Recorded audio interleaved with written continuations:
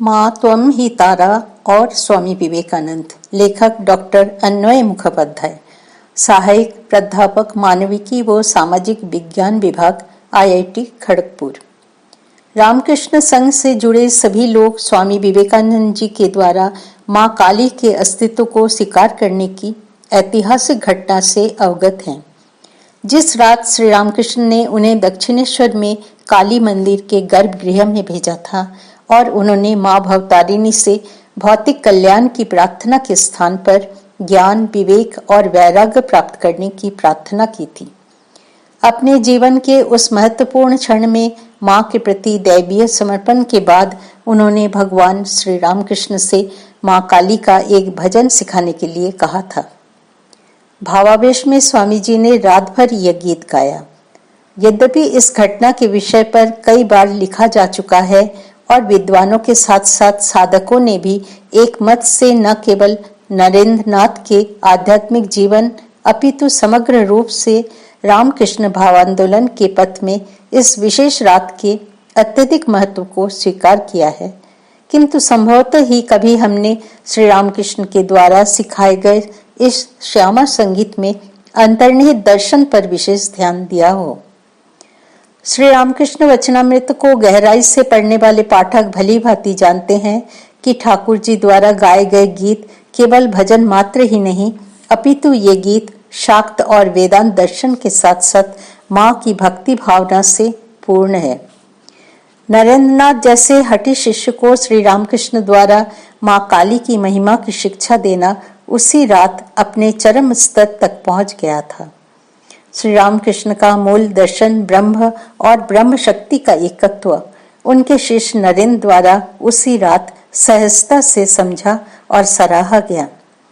ठाकुर जी भारत में आध्यात्मिक शिक्षा के इतिहास में एक अद्वितीय शिक्षक की भूमिका में थे। उन्होंने केवल शब्दों के माध्यम से ही नहीं बल्कि प्रेमपूर्ण स्पर्श, करुणामय दृष्टि और भावनात्मक रूप से आकर्षक गीतों के माध्यम से भी उपदेश दिया। संगीत की गूंज, ठाकुर जी के हृदय में उमड़ता प्रेम और इस गीत के शब्दों ने मिलकर ही संभवतः स्वामी जी की आत्मा में स्थायी रूप से माँ भवतारिणी का संदेश अंकित करने का चमत्कार किया। स्वामी जी के आत्मा में स्थायी रूप से माँ भवतारिणी का संदेश अंकित करने की ये हमेशा अपने भक्तों के साथ हैं। वे ही वास्तविक अलौकिक कर्मों की सूत्रधार हैं। प्रत्येक नश्वर प्राणी उनके साधन मात्र के रूप में काम कर रहा है। अतएव यह गीत स्वामी जी के भीतर ठाकुर जी द्वारा निर्देशित मातृतत्व के सार को समाहित करता है।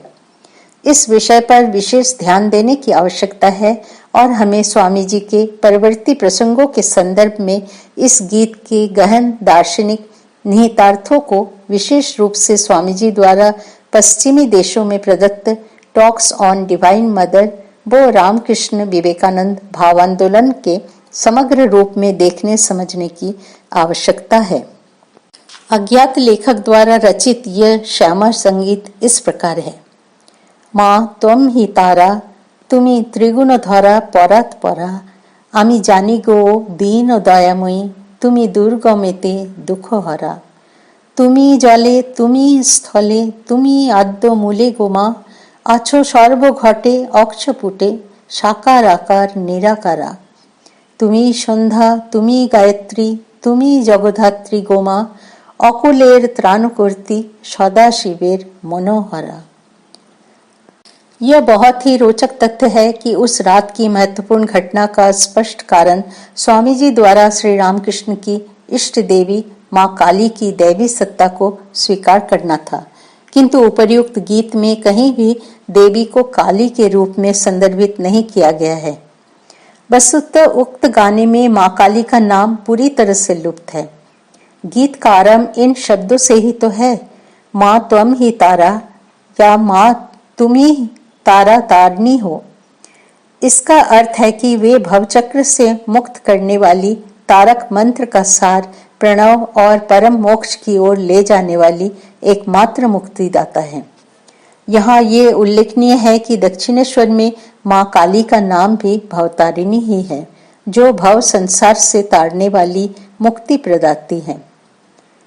देवी तारा 10 महाविद्या मंडल में दूसरी महाविद्या है और तांत्रिक ग्रंथों में इन्हें काली के साथ अभिन्न रूप में प्रस्तुत किया गया है, यथा काली तथा तारा तथा त्रिपुर सुंदरी। महाकाल विरचित दक्षिण कालिका स्तव में चतुर्धा मूर्ति के एकत्व के विषय में कहा गया है, यथा काली तथा तारा तथा छिन्ना व च कुलुक्का एक मूर्ति चतुर्भेदा देवी त्वं कालिका परा। शक्ति संगम तंत्र। इसमें भी कहा गया है कि काली, तारा, त्रिपुर सुंदरी और छिन्नमस्ता ये चारों स्वरूप एक हैं। यथा काली तथा तारा तथैव सुंदरी परा तथैव छिन्ना संदिष्टा चतुर्ना नहीं भिन्नता। काली और तारा इस प्रकार अभिन्न हैं जैसे हमारे दक्षिण व वाम स्कंद। इन दोनों विद्याओं की स्तुति एक ही मंत्र और यशोगान से की जा सकती है, क्योंकि दोनों एक दूसरे के पर्याय हैं तथा कोई विशेष अंतर नहीं है। जैसा कि मुंडमाला तंत्र के षष्ठ पटल में आता है, काली तारा समा विद्याचारे स्तुति विचारणे। बंगिया मातृ संगीत में पार्वती, दुर्गा और काली सभी को प्राय तारा के रूप में संदर्भित किया जाता है। बंगाल में शाक्त साधना का प्रसिद्ध केंद्र तारापीठ, जहां महादेवी को मां तारा के रूप में पूजा जाता है, वो स्थान रहा है जहां बहुत से शाक्त भक्तों, कवियों और तांत्रिक साधकों ने आध्यात्मिक दीक्षा प्राप्त की है। यहाँ यह भी रेखांकन योग्य है कि तारापीठ में देवी के विशेष संदर्भ के बिना भी देवी मां को बंगाल में भक्तों व भक्त कवियों द्वारा उनके सभी प्रमुख रूपों में तारा के रूप में विशेषतः संबोधित किया जाता है। जैसा कि हम जानते हैं कि श्री दुर्गा सप्तशती के प्रथम अध्याय में ब्रह्मा द्वारा महाकाली की स्तुति में स्पष्ट रूप से कहा गया है कि देवी प्रणव या तारक मंत्र के साथ एक हैं। सुधा त्वमक्षरे नित्ये त्रिधा मात्रात्मिका स्थिता अर्धमात्रा स्थिता नित्या यानोचार्या विशेषतः। भले ही वो त्रिगुण धरा है, अर्थात उनमें तीनों गुण समाहित हैं, वे परात्पर भी हैं, अर्थात पारलौकिक। हम दुर्गा सप्तशती में नारायणी स्तुति में देखते हैं वे गुणाश्रया और गुणमयी दोनों हैं। दूसरे शब्दों में संसार और जो इस संसार से परे हैं, दोनों उनके सर्वव्यापी अस्तित्व के अंश हैं। वे संकटग्रस्तों को संकटों और दुखों से छुड़ाती हैं। वे हमारी दुर्गति दूर करती हैं। वे सर्वव्यापी करुणा का स्रोत हैं। वे सर्वत्र है, सर्वव्यापिनी हैं। वे जल में, थल में, भूमि में, संसार के मूल में हैं। वे हर प्राणी में हैं। वे केवल साकार दिव्य सत्ता मात्र ही नहीं, अपितु निराकार पारलौकिक निर्गुणा देवी भी हैं। देवी भागवत के अनुसार यह परम्बा का स्वरूप है। वे साकार और निराकार, सगुण और निर्गुण दोनों हैं। गीता में कहा गया है कि वे संध्या और गायत्री हैं, जो हिंदुओं के मुख्य दैनिक अनुष्ठान है। इसलिए वे सभी नित्य कर्मों का सार हैं, क्योंकि ठाकुर ने अपने गृही और सन्यासी शिष्यों को कई बार बताया है कि वे जगधात्री हैं, ब्रह्मांड का आधार हैं। वे निराश्रितों की एकमात्र आश्रय हैं और गुण रहस्यों से युक्त देवी है, जो विशुद्ध ज्ञान स्वरूप भगवान सदाशिव के मन और मस्तिष्क को चुरा सकती हैं। जब हम गीत की आलंकारिक संरचना को सूक्ष्मता से देखते हैं तो हमें समझ में आता है कि यह देवी के भौतिक स्वरूपों पर उतना ध्यान केंद्रित नहीं करता है जितना उनके अमूर्त गुणों पर। मां के रूप में देवी की सर्वव्यापी पहचान इस गीत का हृदय और आत्मा है। वास्तव में इस गीत के प्रत्येक छंद में प्रतिबिंबित करुणामयी जगत जननी का किसी भी धार्मिक दर्शन के साथ विरोधाभास नहीं है, जो परम तत्व को निराकार व निर्गुण सत्ता के रूप में दिखता है। यहाँ शाक्त दर्शन और अद्वैत वेदांत दर्शन आपस में घनिष्ठता से जुड़े हुए हैं। इस गीत में जिस माँ को संबोधित किया गया है वो अद्वैत दर्शन, अद्वैत वेदांत दर्शन के ब्रह्म से थोड़ा भी अलग नहीं है। ठाकुर जी स्वयं अपने प्रिय नरेन को मातृभक्ति के माध्यम से परम अद्वैत तत्व की शिक्षा देते थे। माँ भगवती यहाँ अद्वैत ज्ञान का प्रवेश द्वार तथा अद्वैत ज्ञान के साथ एकाकार दोनों ही हैं। इस गीत में माँ की जिस सर्वव्यापी दिव्य चेतना की महिमा गाई गई है वो आत्मा के साथ एक है, जिस पर वेदांती ध्यान करते हैं। माँ जो तारा है, मुक्तिदात्री है, वे वेदांतियों को मोक्ष और सामान्य सांसारिक व्यक्तियों को भौतिक सुख प्रदान करती हैं। सबसे अधिक महत्वपूर्ण बात यह है कि इस गीत के माध्यम से माँ का आह्वान वेदांतिक शब्दों में ईश्वर या ईश्वरी और ब्रह्म दोनों रूपों में है, न कि केवल माया शक्ति। भले ही माया शक्ति के रूप में उनकी स्थिति को संक्षेप में सदाशिव मनोहरा विशेषण के माध्यम से दर्शाया गया है। जैसा कि हम जानते हैं, स्वामी विवेकानंद प्रारंभ में ब्राह्म समाज की ओर आकर्षित हुए थे, जहां से श्री रामकृष्ण उन्हें शाक्ता द्वैत दर्शन के ढांचे की ओर ले आए थे।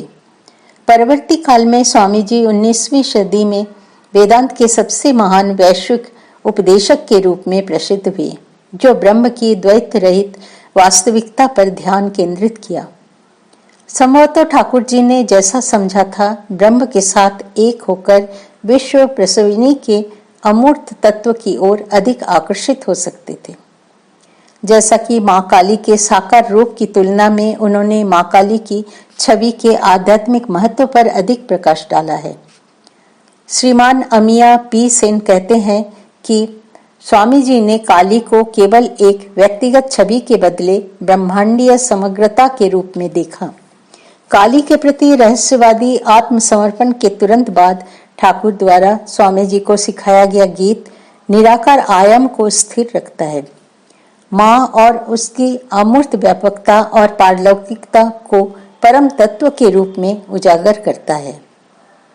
स्वामी जी की कविताओं में देवी काली का हमें भयंकरी करालिनी देवी के रूप में संदर्भ मिलता है, जिसे विनाश की शक्ति के सबसे यथार्थ आध्यात्मिक प्रतिनिधित्व के रूप में देखा जाता है, जिसे वीर साधकों द्वारा स्वीकार और स्वागत किया जाना चाहिए।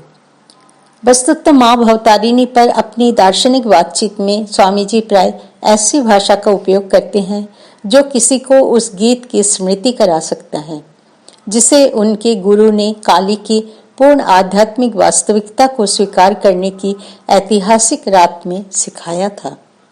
इस लघु निबंध को समाप्त करने से पहले मैं उनके द्वारा दिए गए 2 संक्षिप्त भाषणों पर ध्यान केंद्रित करूंगा, जिसमें वो माँ त्वं ही तारा गीत के समान शब्दों में माँ जगदम्बा की बात करते हैं।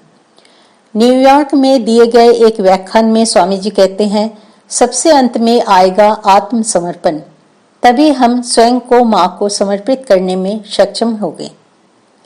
यदि दुख आए तो स्वागत है, यदि सुख आए तो उसका भी स्वागत है।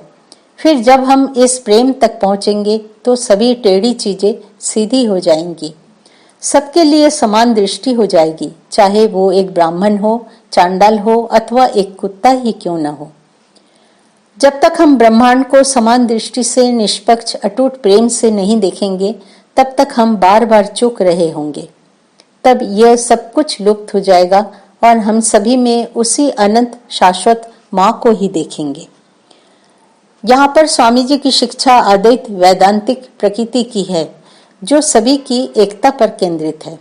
इस अद्वैत दर्शन के शिक्षण और उस अत्यंत महत्वपूर्ण रात में उनके गुरु द्वारा उन्हें सिखाए गए गीत में समाहित शिक्षण के बीच कोई मूलभूत अंतर नहीं है।